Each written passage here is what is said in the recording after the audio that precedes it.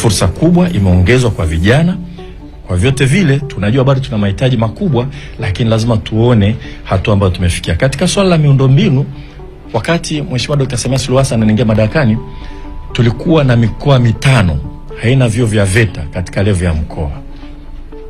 Lakini kwa muda huu ambao ameingia madarakani, sasa hivi tumeshajenga VETA mpya ya mkoa wa Geita, Simiyu, Njombe, Rukwa, na ujenzi wa VETA mkoa wa Songwe unaendelea. Tulikuwa na wilaya 64 Tanzania ambazo zilikuwa hazina VETA ya serikali ngazi ya wilaya. Sasa hivi tunazijenga VETA 64, hivyo kwamba tukimaliza kila wilaya Tanzania itakuwa na VETA ya level ya wilaya. Labda nizungumzie fursa hii muhimu sana kwa vijana, ujenzi huu unaokwenda. Kila mmoja aelewe kwamba katika VETA sasa hivi ukichukuliwa VETA boarding, yani unalala, unakula kule katika chuo cha VETA, ada yako ni shilingi 120,000. Na ukiwa unatoka nyumbani unaenda, ada yake ni shilingi 60,000.